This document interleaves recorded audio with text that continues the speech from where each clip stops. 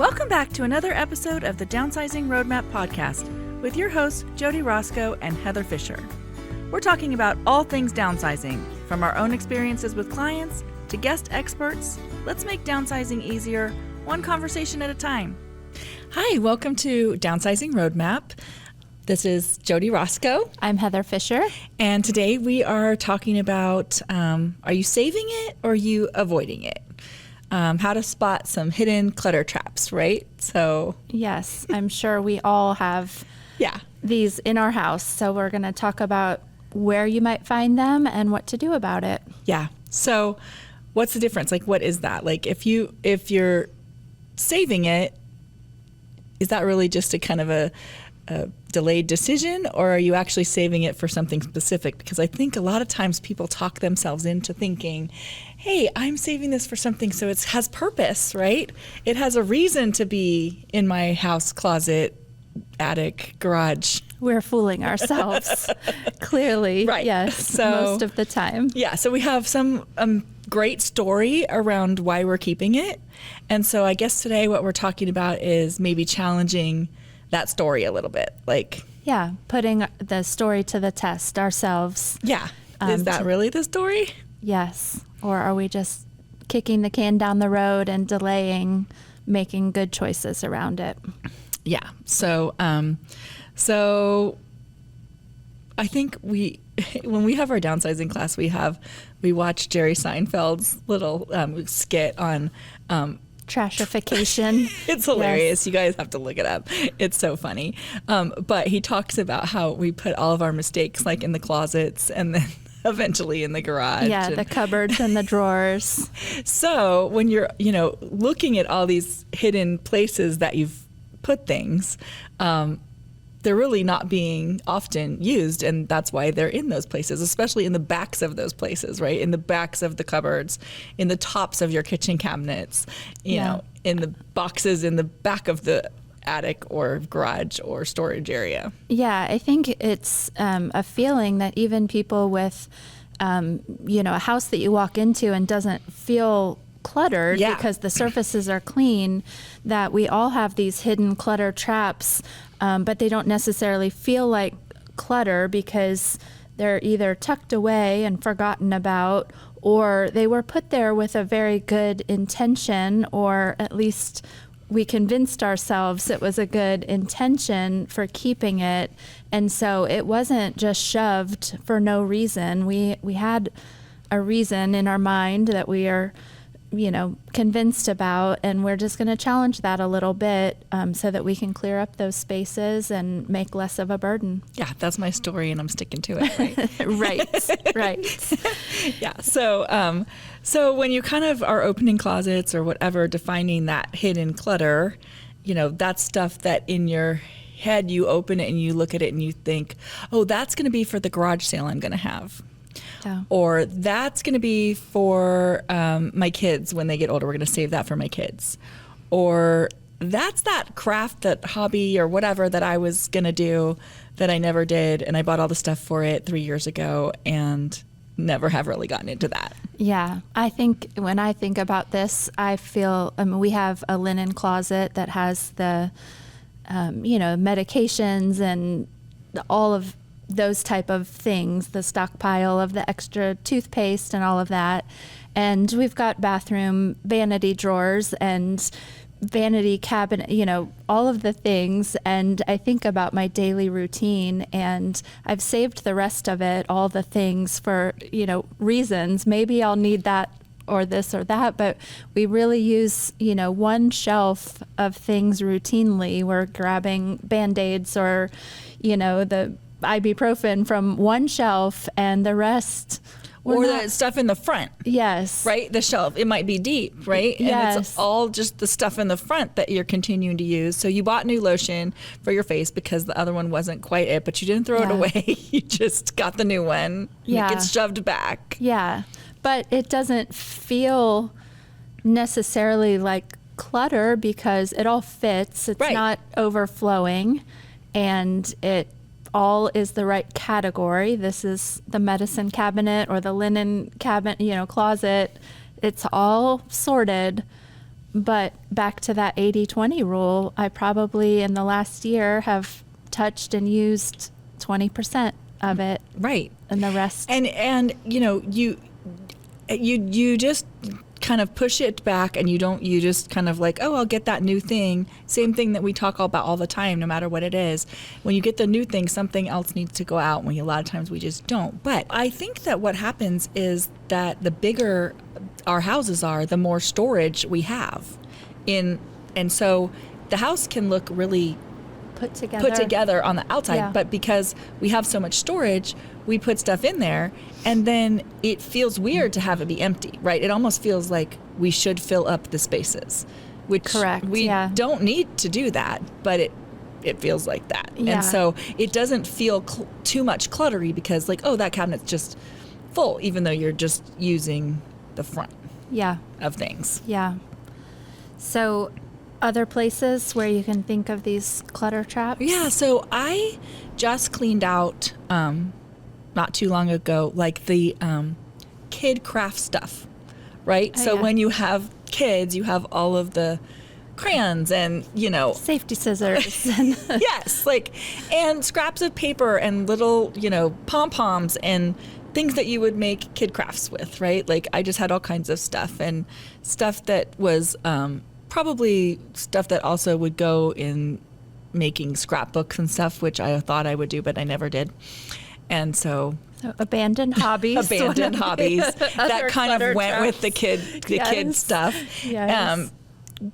All kinds of stuff like pipe cleaners and I don't know. So I just put like a whole box of it together and I put it out on the free Facebook page.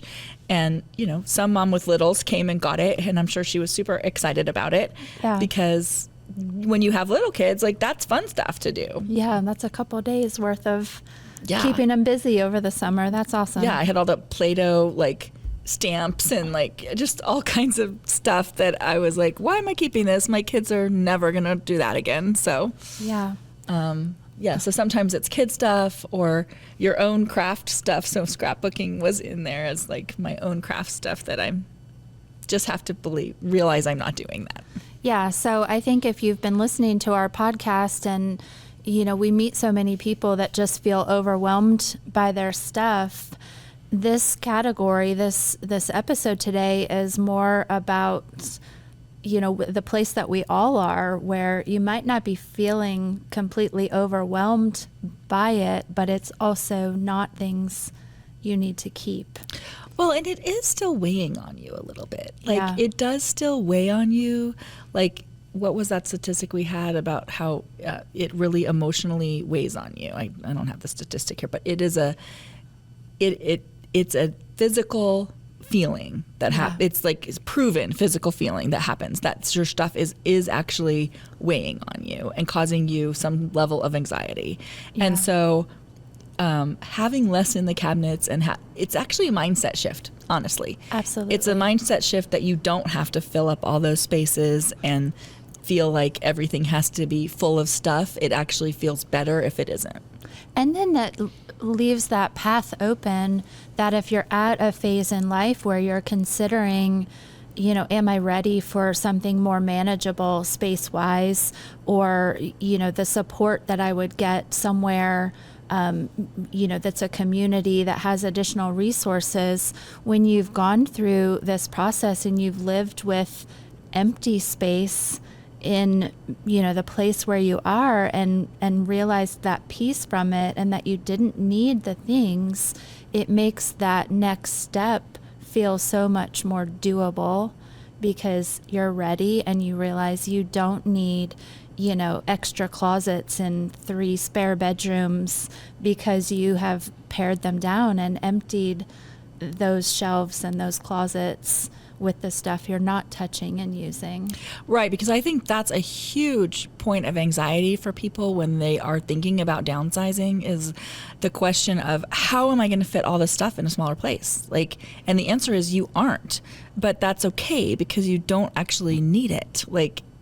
You're fooling yourself if you think that you are using wearing every piece of clothing in your closet. I mean, some people may be, but I will say most of us are absolutely not wearing all the pieces of clothing in our closet or using all of the stuff that's in our bathroom or our kitchen, let alone storage areas that we've kind of let things go to die or whatever, even the places that we are using constantly, we are not using all the stuff in all of our cabinets, and we're not wearing every coat we have and all of those things. Yeah.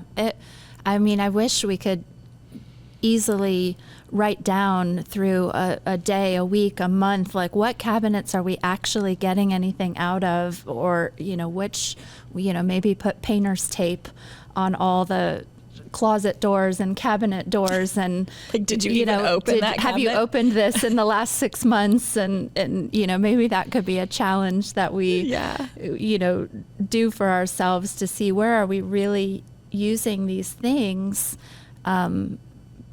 because we're just not. We're not. And I feel like when we own it but we're not using it, we do have that weight. It's like a running inventory list in our head of what do I need to manage, deal with, think about, what do I have, what do I need to get at the store, because we're not managing it well.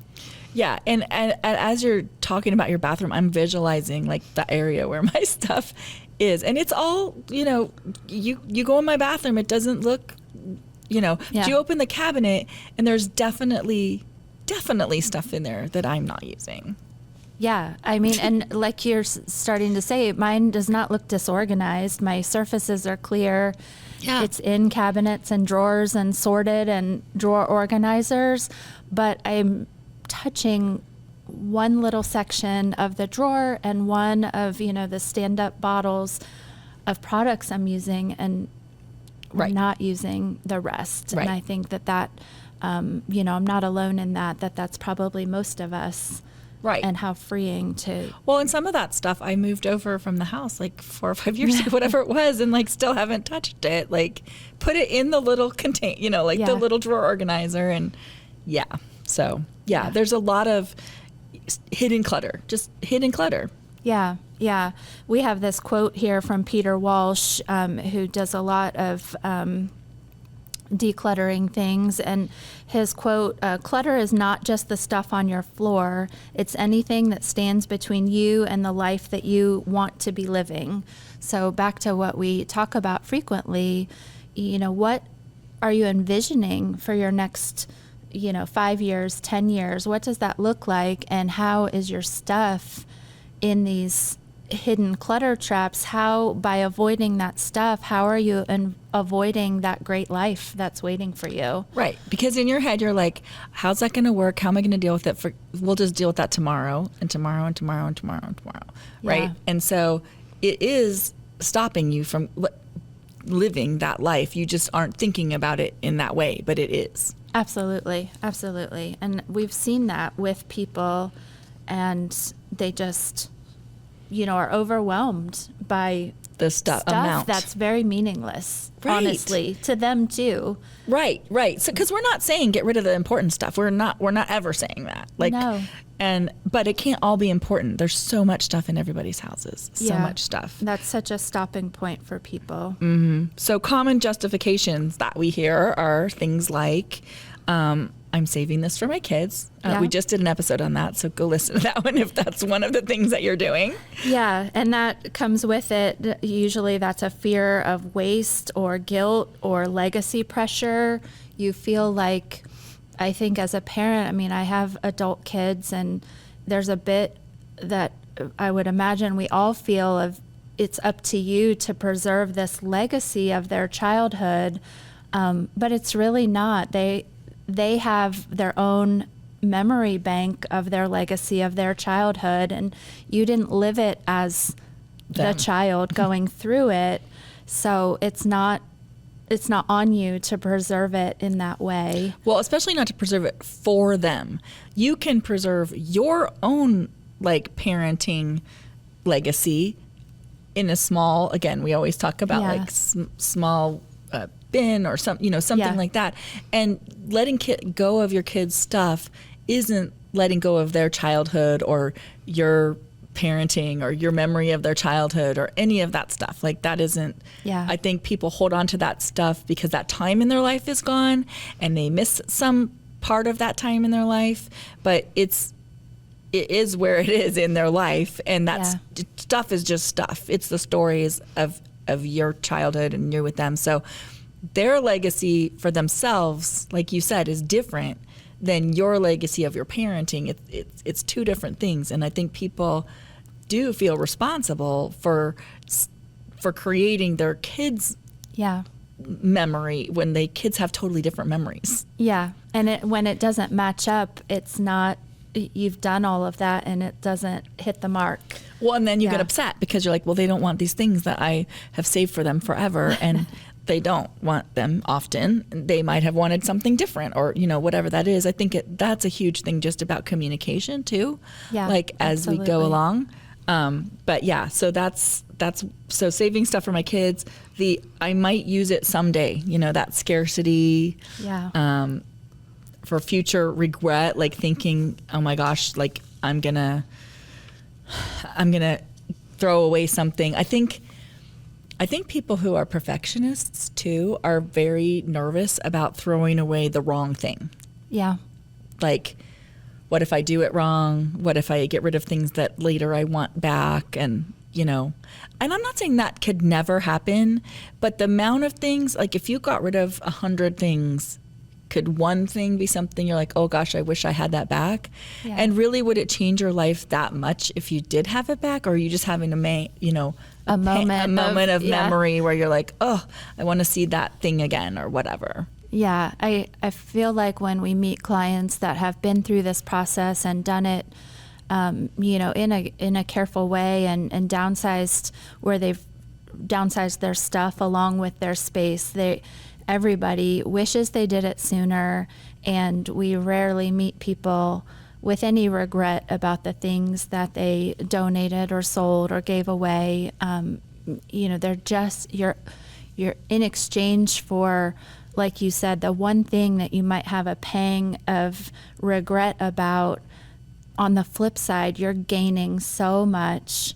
It's not what you're losing or giving away, it's what you're gaining for yourself and your life on that exchange. So I think that I might use it someday is the time to mark something, and if that someday is not within the next 6 months, that's an easy way to get rid of it. I think I might use it someday is totally procrastination. That is just you just choosing not to make that decision right now. Yeah.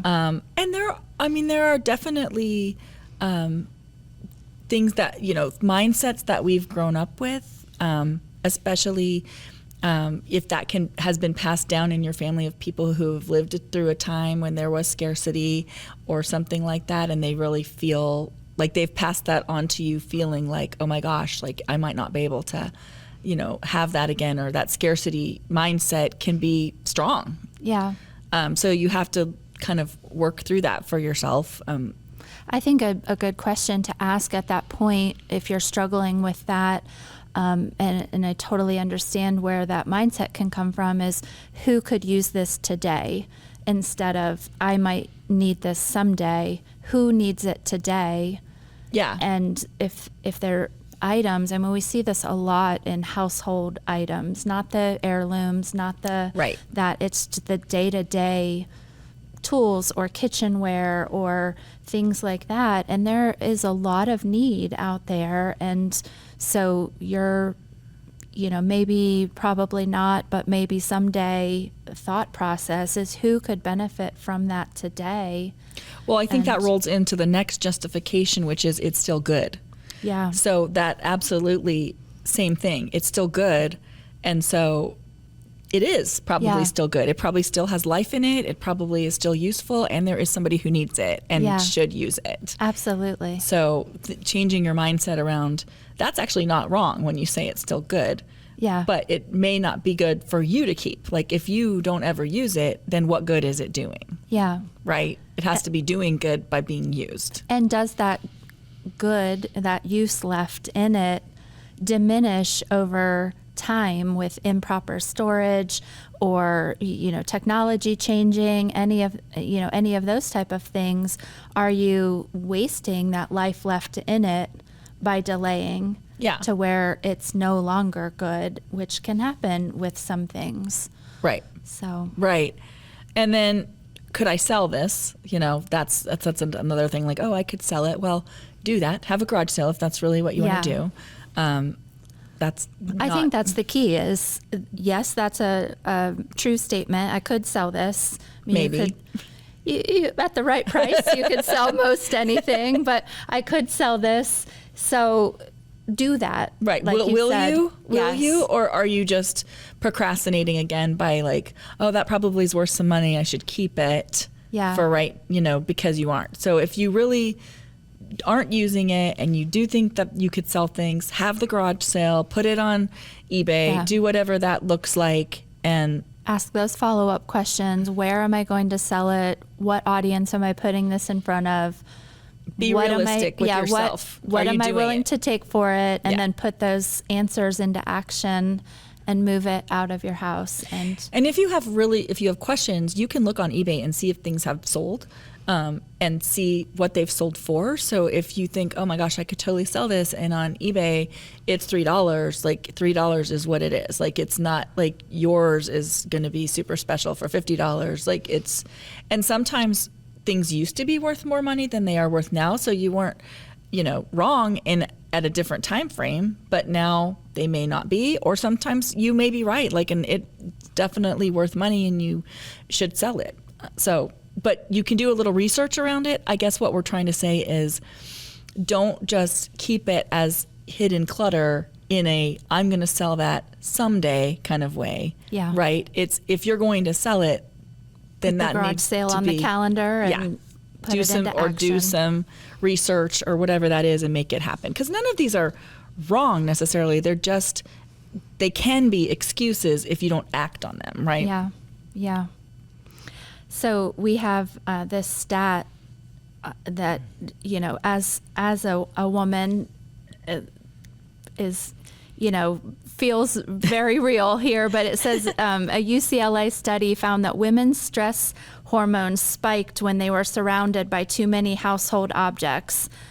And, I think that goes back to the other study we looked at where your brain, you're less productive when you are constantly seeing objects in your line of sight when you're doing something else. You don't even have to be multitasking or anything. And, women often, men too, but women in the household, there are phases in life where we feel overwhelmed by just the mind weight of everything that you're tracking, what's on the calendar, what's for dinner, what do we need at the grocery store, all of that. And these studies are saying over and over that by having those items in your view, in your space, on your countertops, all of that, it's adding to our stress levels, even if you're not using the item or needing to use it, it's not part of your to-do list, it's still adding to your stress. So what better reason to clear that? I think that what happens is we stop seeing our environment, but it doesn't stop giving us anxiety. Yeah. And so we don't know that is actually causing us more anxiety because we're used to whatever that looks like. But if we did spend the time and clear it off, like when you're kids, if you have kids that have like the super cluttered room, and they take the day and clean it like we did when we were little. Yes. And you can see on them like how they're like, oh my gosh, that feels so much better. And they haven't created the habits to keep it like that, but when they do it, you can see the anxiety. Like I can see the anxiety leave them for that time when it's clean. You think about if you've ever gone in to treat yourself at a spa, when you go into that environment, which is, one of the most relaxing places where you walk in and you just feel better because it's, open and bright and airy, and every surface is not covered, full of things. They're not designing a spa to look like a flea market booth or whatever with all of the items packed onto the surfaces. And, your emotional weight when you walk in, it's just like, and of course we're living in our homes. They're not always going to feel like that total like spa, model home or spa. Model home or spa environment. But you can move closer to that on your day-to-day. You can tackle the tasks at hand without that added stress just from the things around you. I mean, when we go to people's houses to help them sell, and we kind of have a list of what they need to do to get ready for pictures, and it's clearing off the surfaces because that just doesn't look great in pictures. Like it does not convey. And so we have a list of things to do, and, clearing stuff out is a big one. And I cannot tell you how many times people are like, why don't I live like this? Like, why this feels so good? Like, I might even want to stay here. Like, why don't I live like this? They don't usually stay, but they do feel like, oh my gosh, this is so much better. Yeah. And so they had a reason to do that. And normally, as we're just living day to day, we don't think like there's a reason to do that. But there genuinely is anxiety around it that you aren't even knowing that is being created. Yeah. And it makes the whole process feel overwhelming because you're carrying that anxiety around how to approach all of this. So I think, with the information that we share, we always want you to just realize that there's such a calmer, life and process, even if you're just starting with your current environment and getting it ready to be able to not be paralyzed in that stress and overwhelm.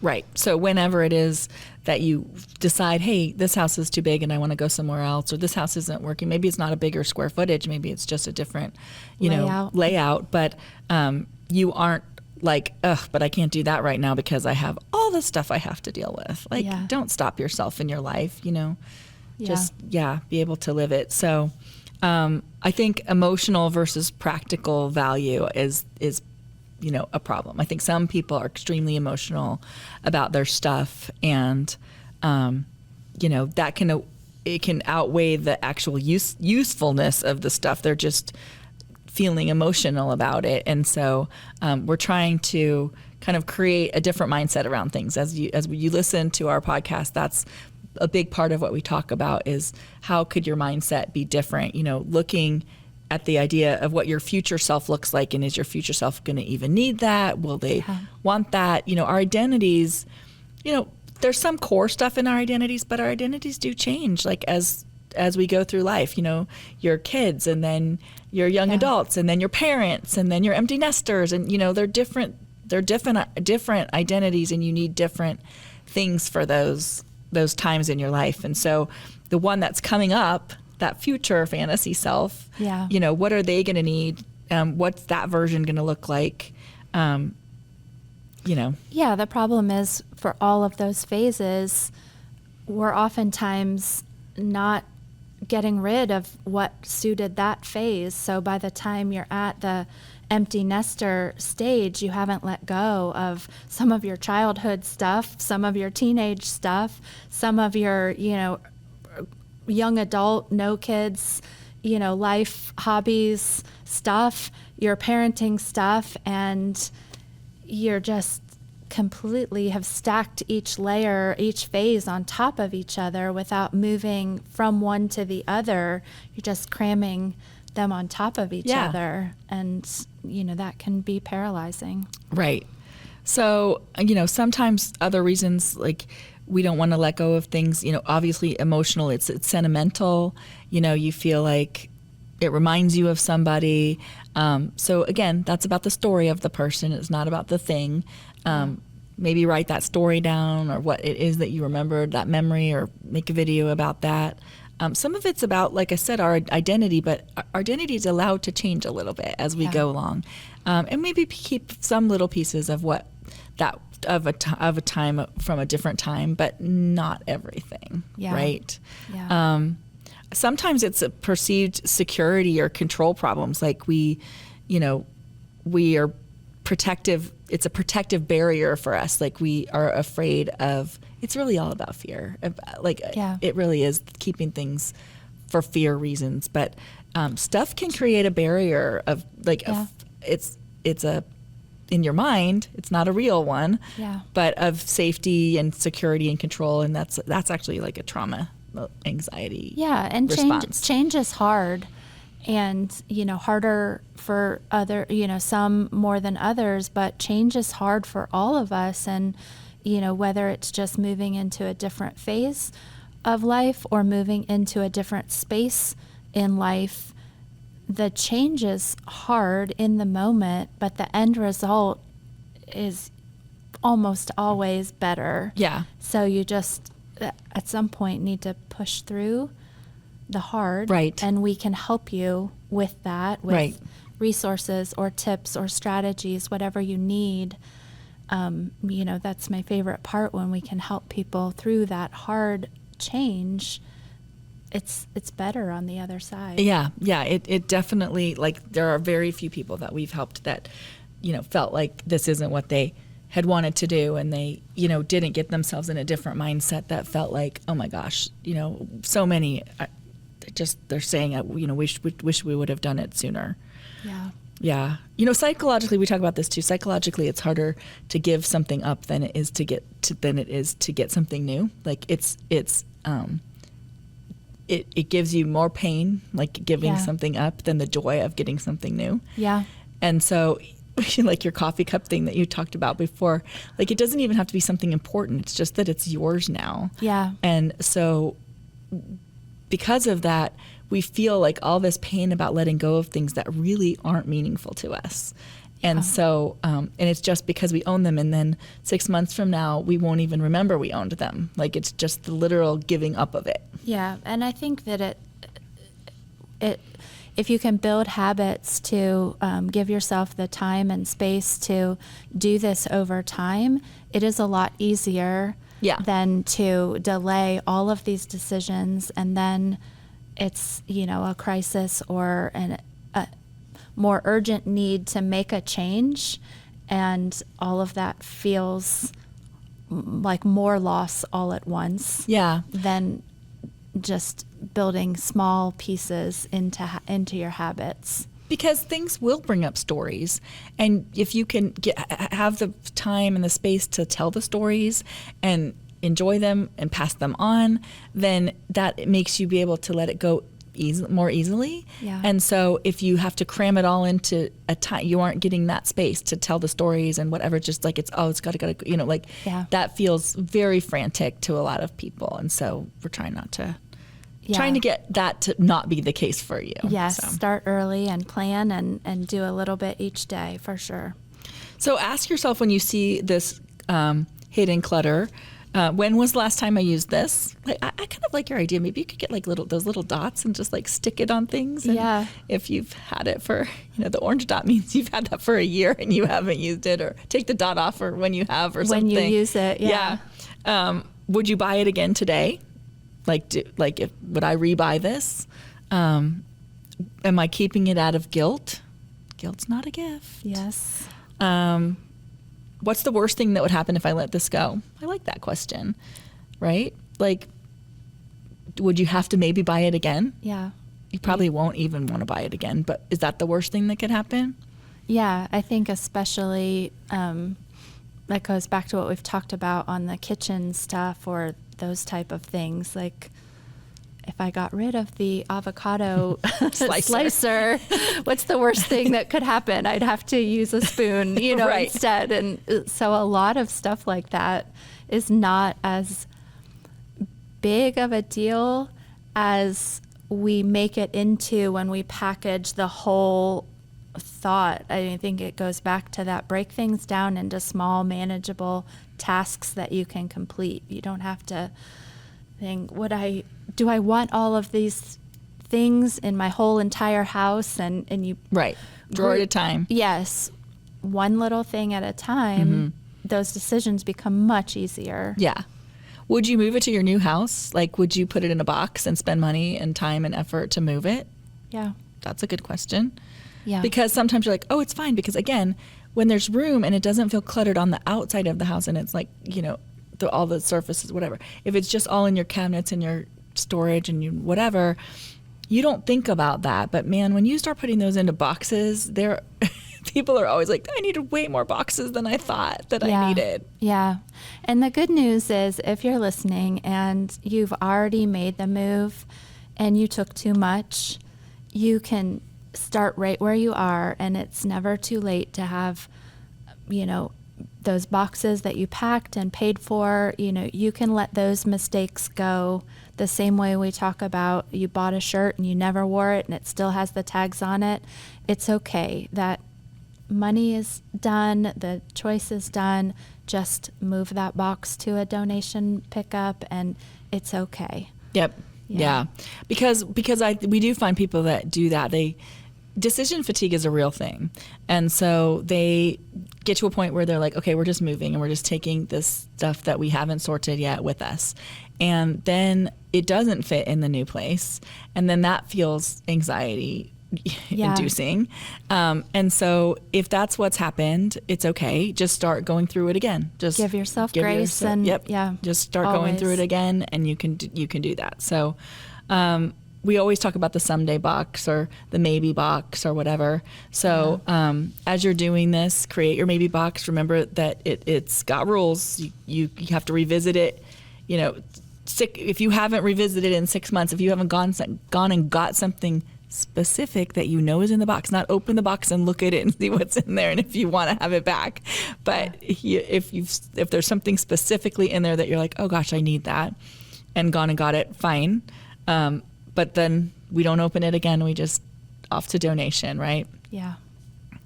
Limit yourself with a bin or 2 bins if it's, holiday decorations or different things like that. What could you fit in the smaller space, and then that's what it is. And again, holiday decorations, I think a great time to do that is, as you're putting the things out, what are you putting out? What are you leaving in your bins? Because sometimes there are things that just don't get put out anymore, which means it's time for them to go. Yeah, that's the best time to do it. Or give yourself that space to put them, don't cram everything back into boxes that are half full of things you didn't put out. Right. If you didn't put out, it goes. Have those empty to just put away what you enjoyed that season. Yeah. So, so label those boxes and let them go when the time comes. So, I think that sometimes we have a hard time letting go, of the fact that you're not going to be the scrapbooker that you thought, or you're not going to be the, you're not going to do that hobby that you thought you were going to do, or it's time, the kids have gone and it's, letting go of some of that stuff. I think you have to give yourself a minute to do it, but I also think you have to be realistic about what your life looks like.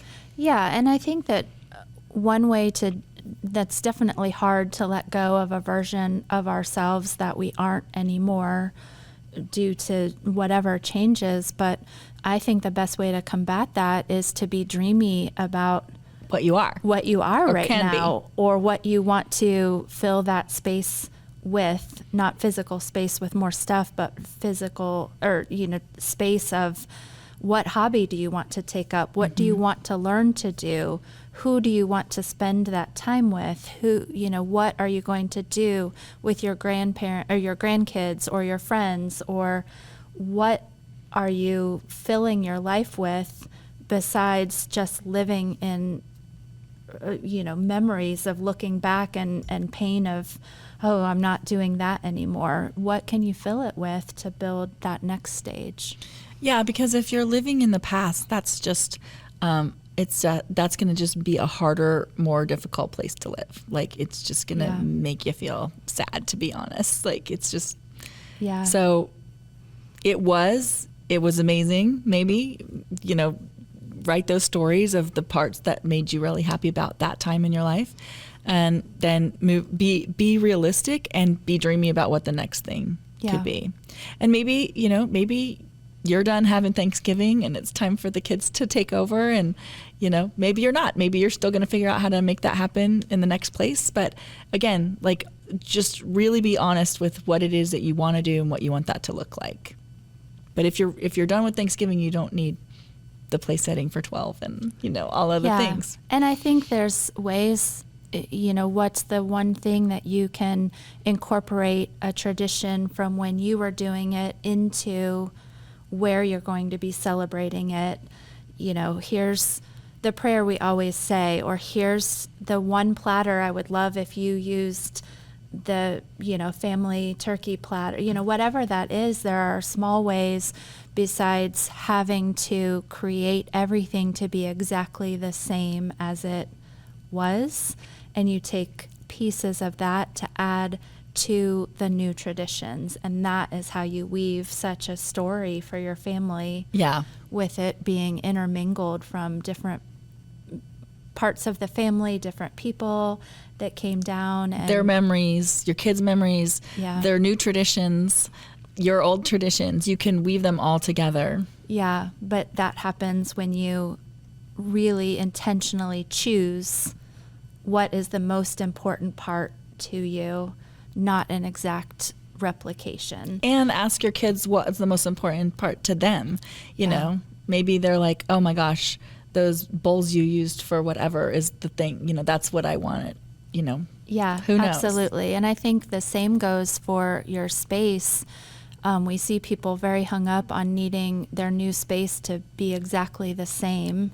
Yeah. And it doesn't work. And so there are ways where you can pick those very most important parts of your routine of where you were, and how can you bring a small piece. This is the mug I always have my coffee in the morning.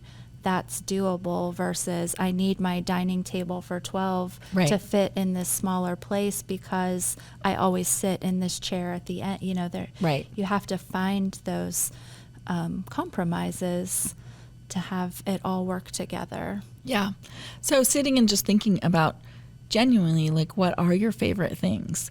Mm-hmm. Like, it's not going to be everything, right? Yeah. There are certain, like, if you just sat down and like, my top 5, favorite things, and what are those? And can you bring those? What's that legacy going to look like? Yeah, absolutely.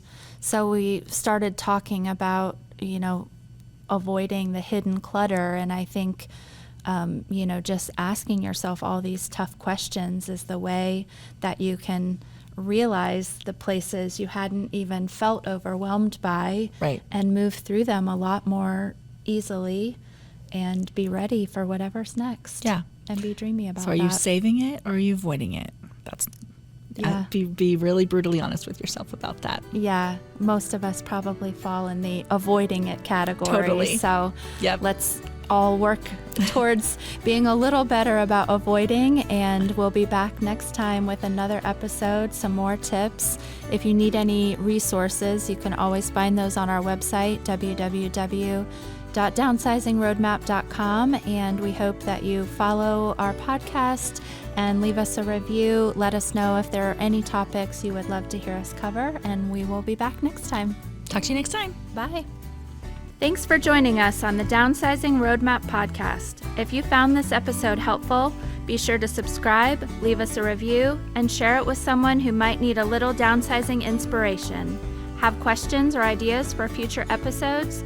Reach out to us on our website, www.downsizingroadmap.com. Until next time, let's keep simplifying and moving forward.